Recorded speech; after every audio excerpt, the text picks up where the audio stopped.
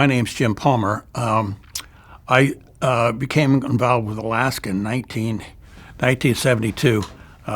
Started working for Senator Mike Revelle. And I got that job because I knew how to type.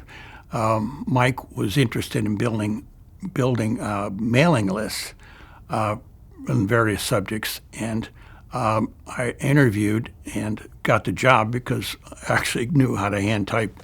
And it was interesting days because back in the Senate those days, there was very little security, and being just in awe of working in the U.S. Senate and becoming enthralled with Alaska. I used to ride up in the elevator with Senator Sam Erwin in North Carolina every day, and he always used to say with a Southern drawl, "How are you doing today, young man?" I'd say, "Fine, Senator. How are you?" And it was just two buildings back in the day. Hart Building was in one. It wasn't built yet. So it was Dirksen and Russell buildings. And we were kind of a close-knit group.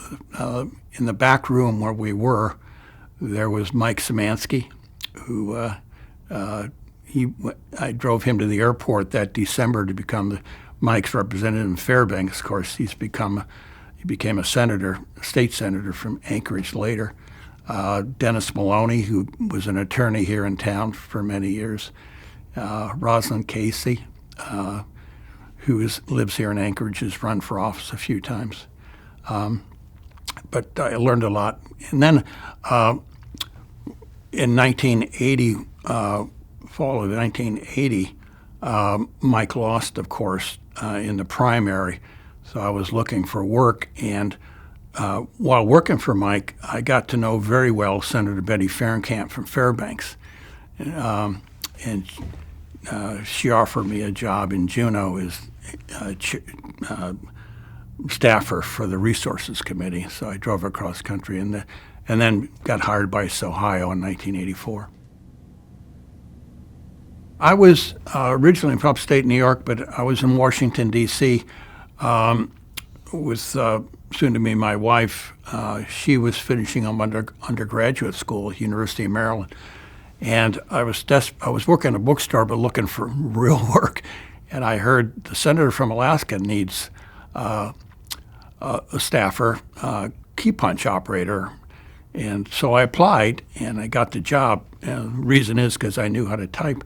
But Mike was interested in building mailing lists. He was very much anti-nuclear because of the Amchitka issue here in Alaska and elsewhere. But so I got hired, and I couldn't believe it. I was working in the U.S. Senate. I never thought that would be possible. Just what you read as a kid. Alaska was always up there, but not too much. I learned a lot right away, though. I read everything I could find. And I talked to everybody I could. I got to know Alaska, however, about 1975 when I first came up here. And I became office manager in Gravelle's office fairly quickly, and then became one of the senior staffers later on. But one of my jobs was to talk to the field offices in Juneau, Fairbanks, and Anchorage every day. You remember, back in those days, we didn't have internet, we didn't have Texas, we didn't have the Xeroxes, or you had to put on a thing and spun around. So basically, it was by telephone. And I used to talk to the Fairbanks, Anchorage, and Juneau office every day and got to know them pretty well. I conveyed to them what was going on in Washington, and they let me know what was going on in the various communities. So I let the senator know what's happening.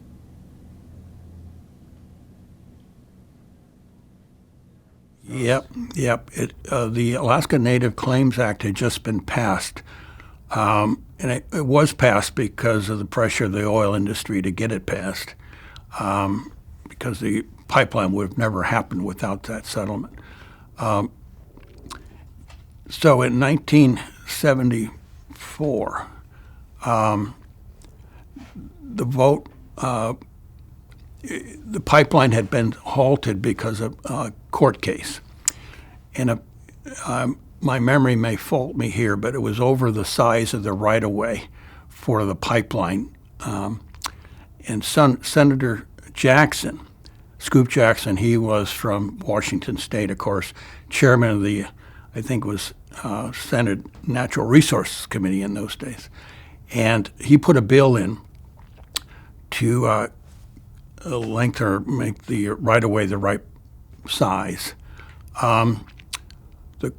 He was also the prime sponsor of the NEPA, our legislation, environmental act that mandated the environmental impact statements.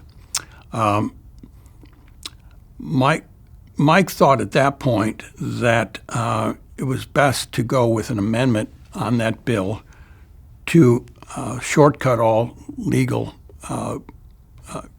challenges to the pipeline, because he felt that if that wasn't done, this would have been in court forever. Scoop, everybody called him Scoop, Senator Jackson said that no, we don't want to do that, let the environmental process take place. Senator Stevens initially was with Senator Jackson on that issue. Senator Gravel thought and didn't believe Senator Jackson because he was running for president at the time, and felt that he just would never go against one of his base constituencies, and that we would never get the pipeline in a immediate future. I know from talking to the oil industry folks who were there, they finally got convinced that Mike's amendment was going to be the way we needed to go, and said the Congress decides this is the right way to go, and approves the environmental issues. No more court cases. Executive Vice President of Sohio was named Charlie Elder, and he and I became very close friends, and he told me that they had a meeting with Ted saying, Ted, we're going with Mike on this. We really want you to come along. So if you notice in the papers at the time, initially it was the Gravel Amendment. In the papers, then it became the Stevens-Gravel Amendment. And when it came to the floor, it was a very close vote. The Midwestern folks wanted it to come down through the Midwest, the pipeline to come down through the Midwest. The maritime unions, the labor unions, the Alaska Native community were all in favor of the All-Alaska route, as were the shippers, of course. When the vote was going to Senator Vice President Agnew was notified because it was going to be so close. One story that Mike told me, Senator Gravel, that he was good friends with Senator Cranston of California. And if you notice in the record, the first vote was, I think, 48-49, 49-48 for the amendment. And the reason for that is Senator Cranston did Mike a favor. He said, Senator Mike, I can't vote with you, but I just won't be there. And so the first vote, he wasn't. The second vote, story I heard is Senator Kennedy found him and got Cranston to come into the chambers. And that's when the vote was 49-49. And it tied, and then Spiro Agnew cast the deciding vote approving the amendment. And then the bill got passed, went over to the House, and Don had just gotten elected a little bit earlier than that, and he got it through the House.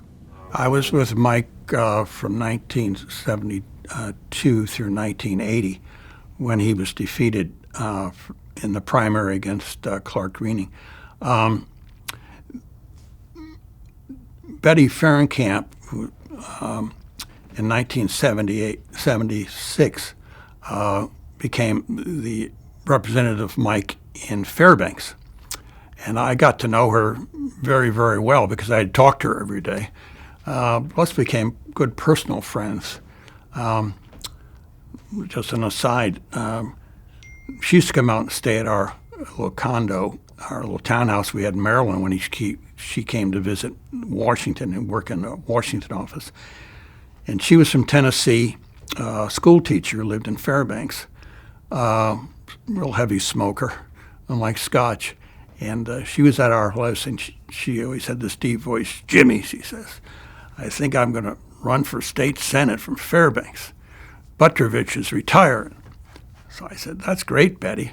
So I gave her her first contribution of $100, which was a lot of money for me back in this time. She was probably the best boss I ever had. She was an incredibly good politician, just incredibly good. Plus, she was one of those bosses you'd rather die than disappoint her. But she would defend you to the death as well. I mean, it was incredible working. But anyway, she called me up. My wife was in graduate school at the time, and so I drove across country in January and went to Juneau in 1981, which I think is the longest session in record, if I'm not mistaken. 1975. My first time west of the Mississippi River. First city I got to was Ketchikan. It was beautiful, and spent some time there. The timber industry was going very well at that point. Ketchikan timber, pulp, Ketchikan pulp, and we met with the timber folks, and then took the ferry to Juneau, and Mike Bradner and Chancey Croft. I met them in the Baranoff Hotel. They were having breakfast with Senator Gravel. And then from there, I flew to Fairbanks. And that was right, the pipeline was just getting going.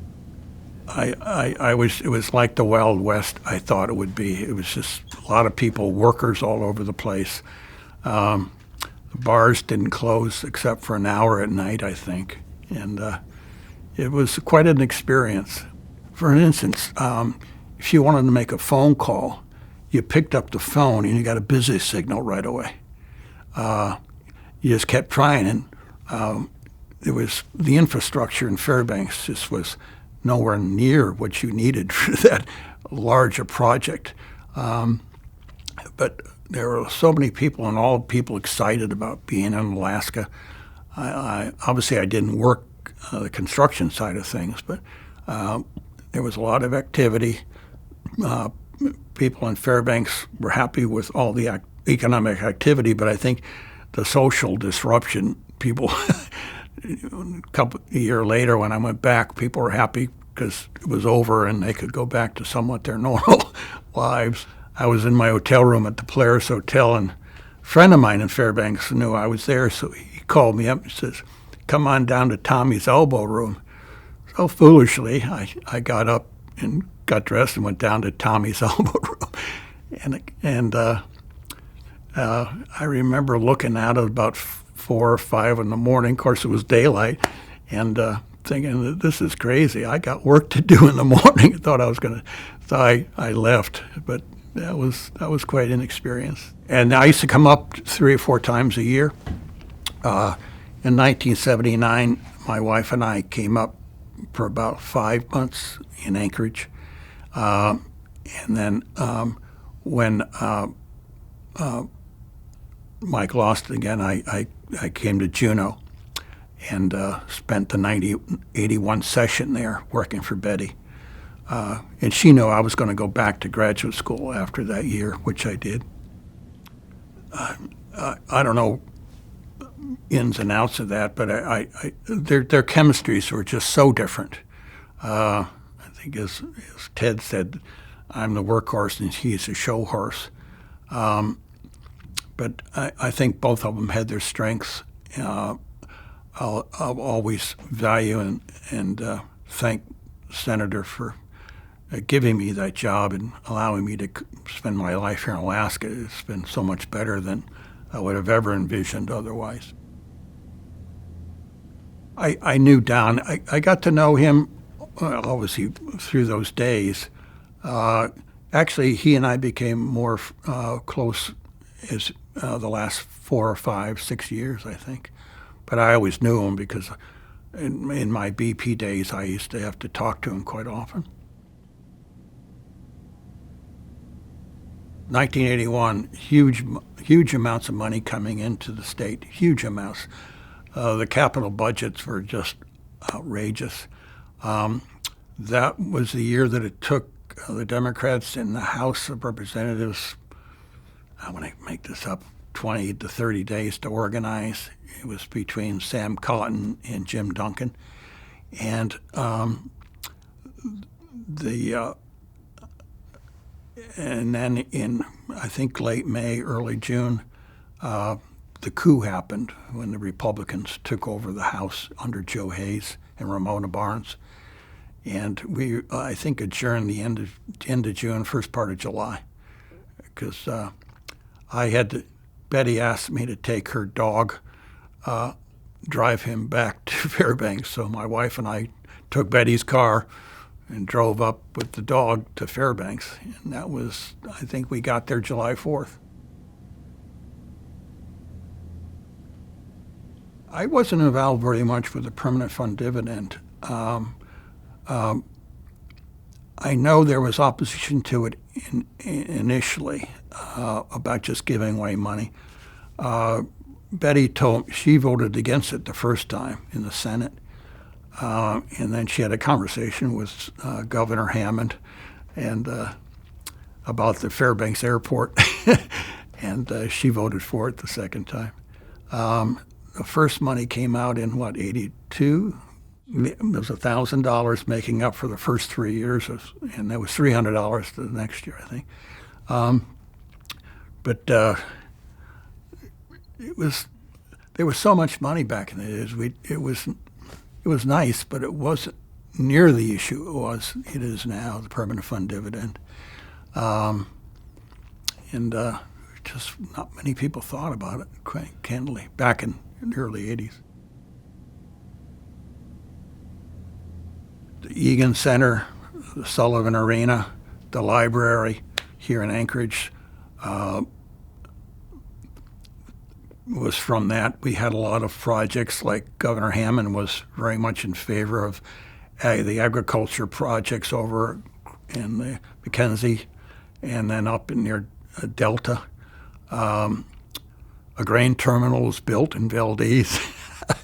There was one program called ARC. I think there was $100 million in that thing for startups. I'm not sure if any startup ever happened from that, but the money's all gone. There was just a lot of money going around. During the session, I was in Juneau, of course. After the 81 session, I went back to Washington to get my master's in accounting at Georgetown. And when I'd finished that, Betty called me up, and you couldn't say no to her. She said, I want you to run the Oil and Gas Committee for me in the Senate. Come on up. So I did in 1983, January of 83. And my wife was finishing up a project in D.C. She came up to the end, early 84, January. So I ran the Oil and Gas Committee for Betty in 83 and 84. And a number of issues were there. We redid the hazardous waste legislation. On our staff, by the way, Pat Porchot was on the staff with me, and Mark Boyer, who became a legislator as well, and a commissioner. Edie Russell, who is now a legislator in Colorado, she was on the staff. We had a lot of fun,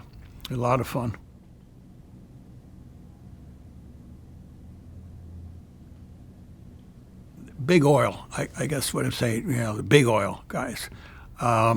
There was the issue back then, and I was not involved in this initially, was the TAPS tariff.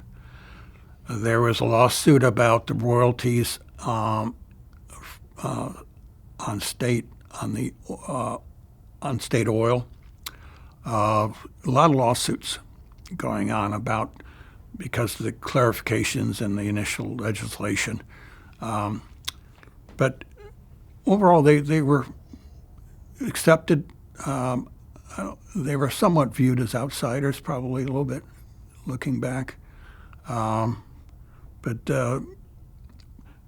some of their people were lobbyists we really liked quite a bit. They were just nice people. And the big issue in '81 when I was there was separate accounting.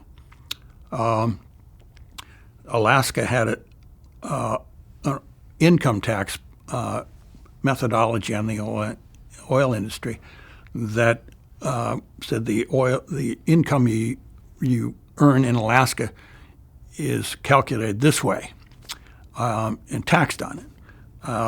Many other jurisdictions use what they call worldwide apportionment. You take the whole income of the company and then you proportion it by how many employees you have, how many leases, whatever the formula is.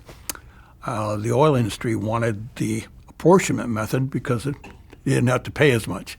And under Governor Hammond and gentlemen I worked with, Tom Williams, who was Commissioner of Revenue at the time, they supported separate accounting. There was a lawsuit on that as well, and that was making its way through the courts. In '81, they did a legislation that increased the, I think, was it? They increased the severance tax, went to worldwide apportionment as a settlement to this, so the state wouldn't lose any money, but decrease the risk of losing the litigation, which actually went all the way to Supreme Court.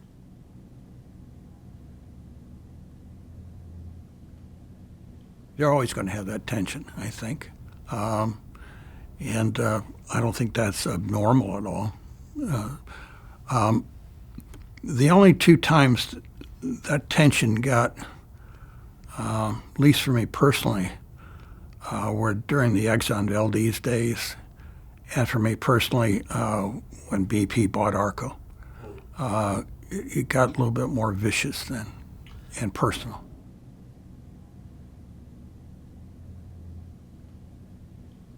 In 1984, let me back up, I was approached by Sohio, Standard Oil of Ohio, to be their lobbyist in Juneau.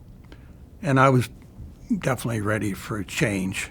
Tim Bradner had been one of their lobbyists, and he was going to go back to graduate school, and he was leaving the company. And I know Tim, still do, he's a good friend. And he said, would you be interested? And I said, absolutely. So I got hired and started work that June of '84 for Standard Sohio.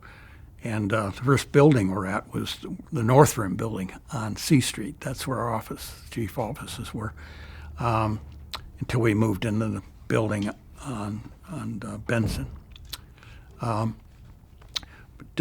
That was an interesting being a staffer and then going on the other side of being a lobbyist. My wife and I moved to Eagle River, and we were out there 30 years. Our kids were born there. But it wasn't that bad because you knew everybody, and it was a different time. As I said a little bit, many people, we used to fight like hell during the day, but then we never took it personal. You went and had beers with the guys afterwards. You played cards. I mean, it was just a different atmosphere back then. You fought hard, but you just didn't take it as personally. I think I regret those days seem to be over. We didn't view each other, if you didn't agree politically, as evil people.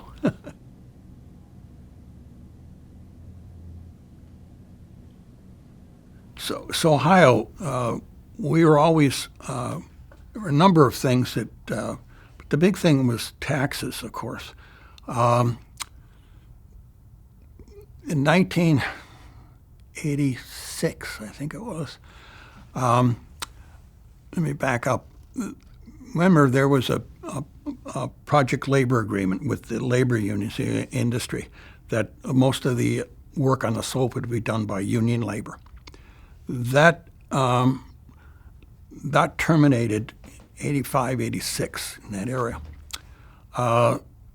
And the unions, of course, wanted to re-up it. The industry said, no, we're not going to do that. So the labor unions put a lot of pressure to revise separate accounting. So that was the first fights we had in Juneau, was on the tax separate accounting. Never went very far. But then that changed to the ELF, which was a calculation for severance tax. And that came to life about 88, thereabouts. And basically would have increased the severance tax on the oil and gas industry. Obviously, we opposed that with as much gusto as we could. And then 89 occurred. The ELF legislation passed the House of Representatives, I think, by one vote in early April of that year, 89. I think the week before Holy Week, if I'm not mistaken, or close to it.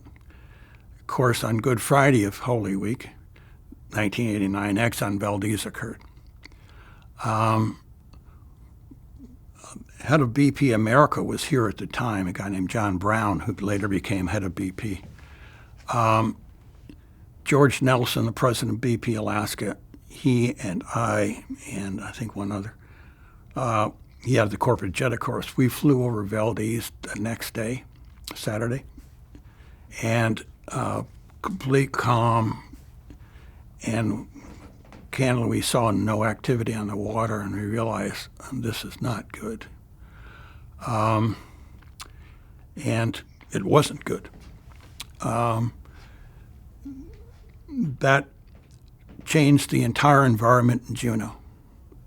Complete change. A lot of animosity, huge amounts of animosity. A lot of it personal, which I don't remember fondly. Remember walking down the streets of Juneau, and one former government employee, I won't say the words he actually used because they're profane, but basically said, "What are you doing here? You should be out cleaning rocks," blah, blah, blah. So the ELF legislation was in the Senate, and it passed by one vote on reconsideration. Mike Szymanski changed his vote to, and John Binkley as well, from no to yes. So it passed. Also, during that period of time, we had a lot of environmental legislation going through. Looking back, probably a lot of it was very good, strengthening the protections of the sound. A lot of work. And then, of course, we were in an economic downturn at that point with housing, which was set 86. Exxon brought in billions of dollars to for the spill, and that kind of revitalized the economy up here. Well, obviously there wasn't as much money, and the capital budgets went way down. That's when the separate accounting, the ELF legislations were being looked at. Maybe the state could get more money.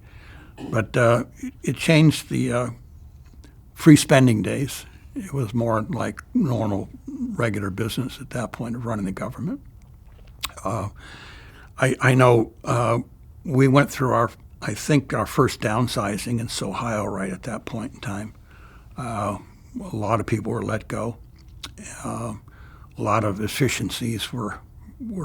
I know in my department, I think 3 people were let go at that point. And frankly, we had too many anyway, but we had let go. In 87, by the way, I was promoted to head of the department at Sohio, External Affairs, or Government Public Affairs we used to call it. And so I was in charge of the department, which was responsibilities for government relations, which is a little bit federal, but mostly state and local. North Slope Borough was very big to us because the permitting. All contributions, charitable contributions, which are in the millions.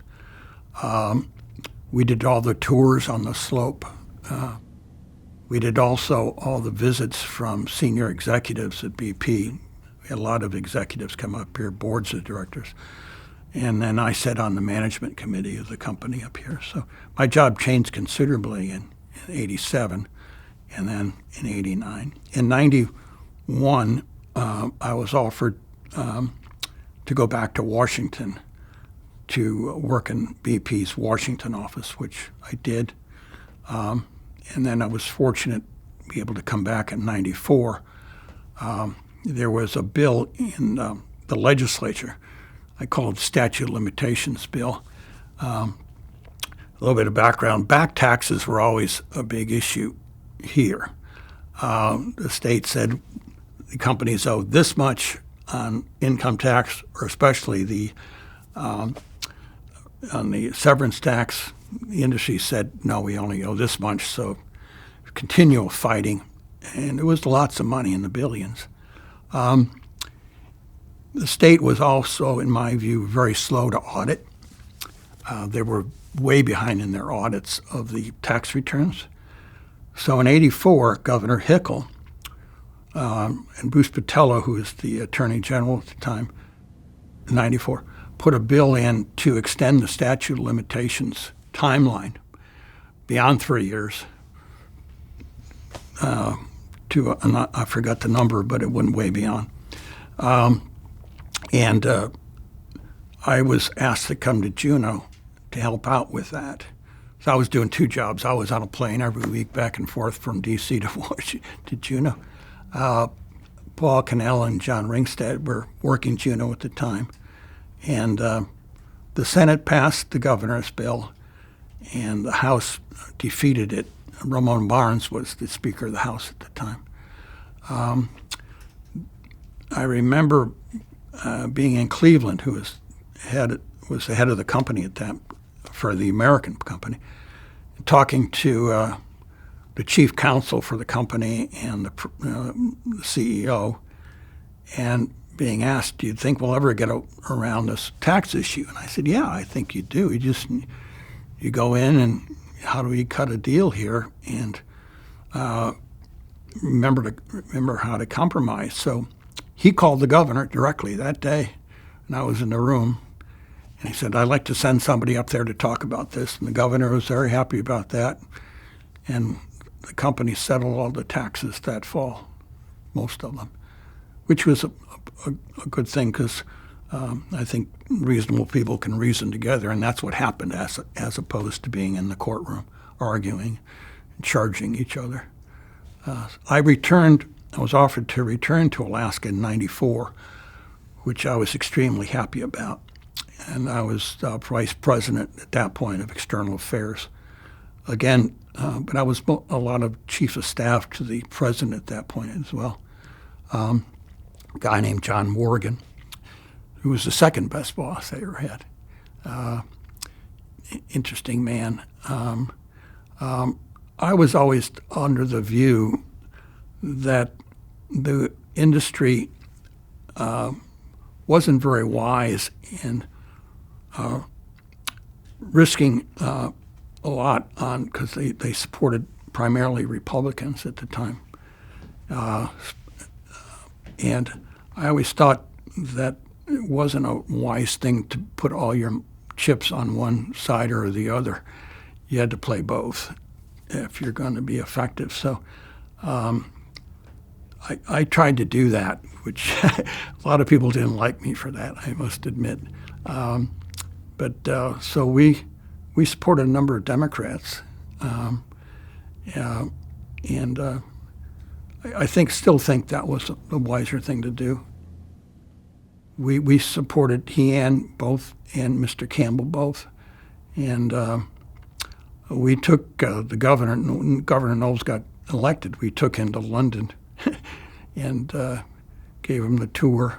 Took him to Scotland. and all over. But we had a good relationship in the sense that we could talk to one another. We didn't see eye to eye a lot, but we did as well. On the North Star project, which was a big deal, we had a project offshore in the Beaufort. When the company first bid on that, it was a 90% net profits lease, which meant that once you paid off all your bills, the state would take all your income. We couldn't develop that project under those terms. So we went and talked to the governor and to John Shively, commissioner. Could we do something about this? John thought we needed legislation. I think he was right. So the terms were changed from a net profits lease to a regular lease, much higher than normal. I forgot the exact number, but normal terms are 12.5% to 15%. I think were higher than that. Plus, in addition, we promised to build the facilities here in Anchorage, in the state, and that's where they were built, on the port of Anchorage, the facilities for the North Star, and it came online, and still producing to this day. That was a big victory, and I think showed London that Alaska was still a good place to do business. So, because we always had to fight for money from London for Alaska all the time. We had to go over there, and they had their issues with Alaska like everywhere else, and wasn't sure sure about investments up here. So this really helped us get money coming in to Alaska. We always had an interesting relationship with ARCO. We were always very competitive on a number of fronts. But my counterpart at ARCO, we always were very professional, and I considered them really fine professionals. I think it was January, February. I was in my office, and the president of the company at that point was Richard Campbell. Came in and shut the door, and he says, "You better sit down." He says, "We're buying ARCO." My jaw dropped, and I go, "Oh boy." I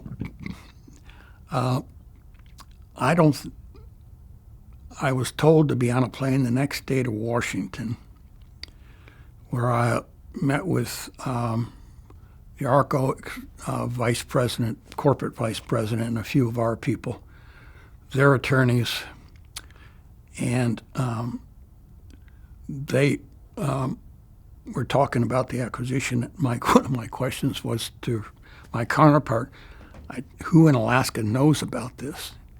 Nobody. And I said, "Nobody?" He said, "Nope, and we're not telling them." And I said, "I think that's a big mistake. Do you know what ads are running in Alaska right now?"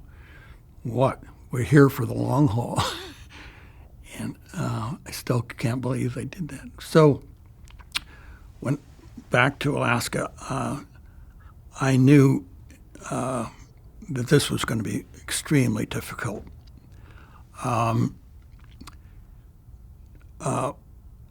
I made some calls, as did Richard Campbell, to the governor, John Shively, Will Condon, who was, I think, the attorney general at the time. No, to Bruce Botello, and others, and knew that this was going to be very, very difficult. Other areas where difficulty were the West Coast, where ARCO and BP were the primarily marketers there, along with Chevron. A lot of the initial emphasis was put on the Federal Trade Commission because they had to approve it. And they initially were mediocre toward this acquisition, especially since BP had just purchased Amoco a year or two years before. So we had gone through this. a lot of people were, in Alaska, stood back a little bit, trying to figure out, what do we say here? We tried to energize our supporters in favor of the acquisition. There was a huge amount of opposition. Backbone was one of the groups led by Governor Hickel and others. Why have one major company controlling the oil industry in Alaska? Not a reasonable position, frankly. Then you had Exxon, but Exxon was never a big player up here, other than owning quite a bit of production. And there were a lot of ARCO employees who were nervous about their jobs. There were a lot of BP people nervous about their jobs. A lot of contractors probably still going to have a job with BP if ARCO goes away. A lot of the nonprofits, ARCO and BP give a lot of money. Will that be cut? There was just a lot of questions out there. We tried to answer them as best we could. The governor and his group, I think, finally came down that we had to divest. There was an opinion in BP that I didn't agree with at all, that the administration would just, by regulation, try and just control this issue. I never believed that. I always felt in my mind that they were going to make us divest. And so we came up with, a group got together, sat down and hammered out an agreement that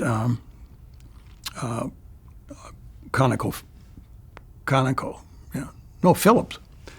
ConocoPhillips, I think it was just Conoco at the time, or it was Phillips at the time, came in and they purchased ARCO's assets. Pipeline, Prudhoe, Caparico, the rest, and the operatorship of all the fields will remain the same. Exxon at that point entered the fray as well, and the Prudhoe Bay interests were realigned at that point. Technical thing, there was a gas cap and oil cap, and they were different owners. At that point, everything was kind of homogenized, both oil and gas, which actually made things a lot easier to manage. So that's how, but it was a rough time because, again, we were considered the bad guys, and testifying in front of the legislature,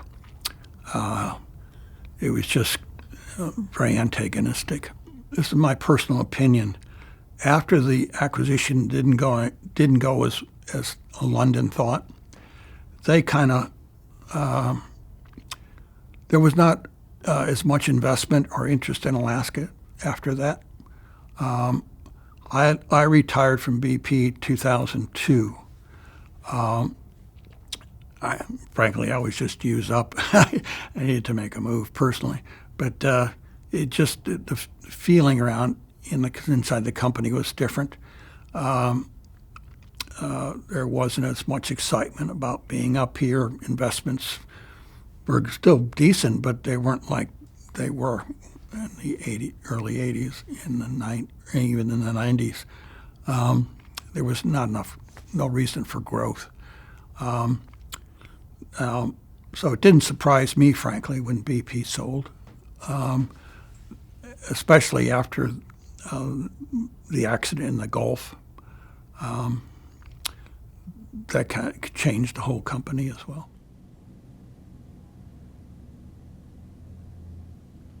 Well, obviously, supporting the state government would be up there with their taxes, their income, and their activity. Secondly, was just the economy itself. I know we have fishing and mining and tourism, but in my view, and I think this is true, most economists would agree with me, the real driver of the economy up here is the oil and gas industry. And so that would be number one for sure. I take great pride personally in directing a lot of the contributions to the nonprofit sector. One of my proudest personal accomplishments, I think, is the BP Energy Center. After the acquisition, we committed to give so much charitable money to the state each year.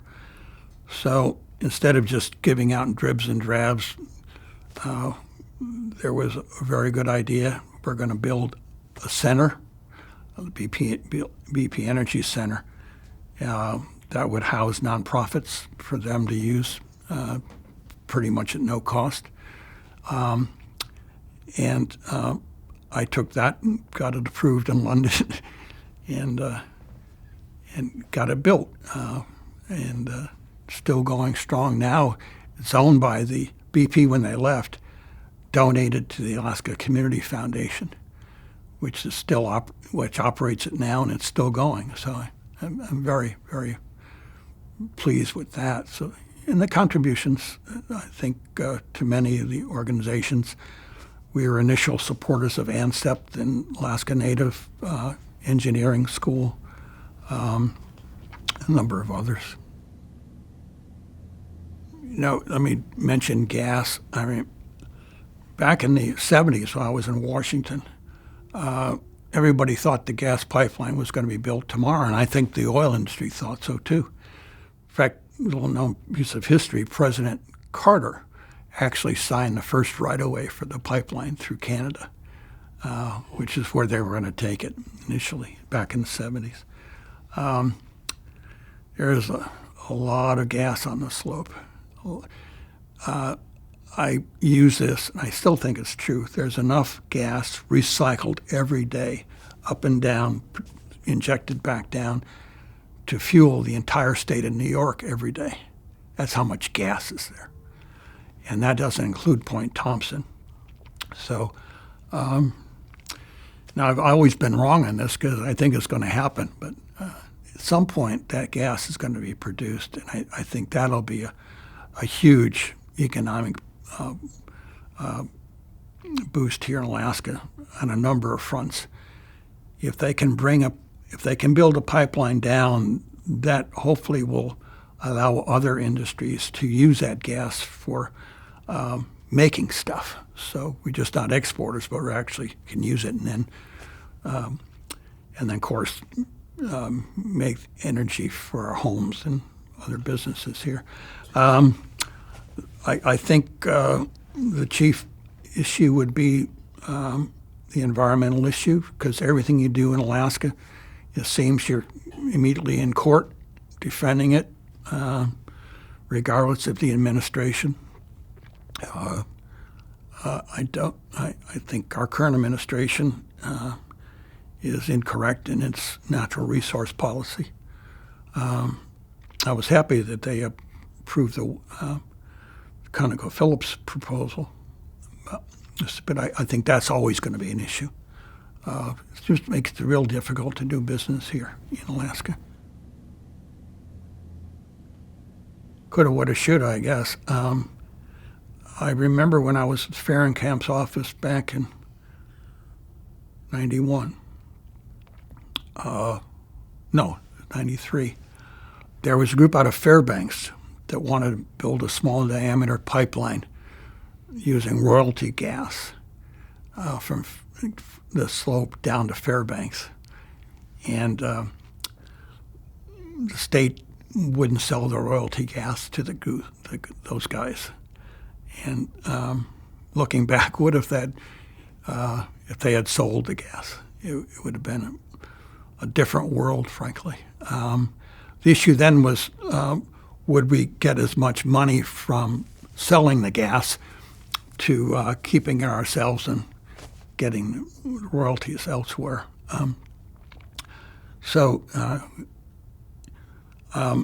Right now, the cost of an in-state pipeline is immense.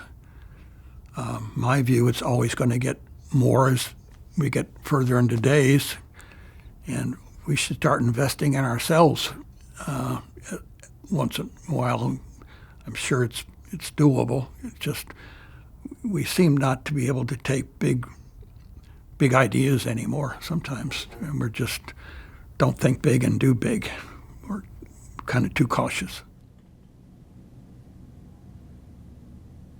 One of the things I look back on and personally take pride in is there was, when I was around, local hire and local buy were real big. You don't hear much about it anymore because we don't have that many, a lot of the companies, and we don't have as many workers. But I was always in the boardroom, and there was always the pressure to, we can get this less expensive, we can get this less expensive. And my view is that was not a good business because you can buy cheap, but that's what you'll get. And you need to buy value.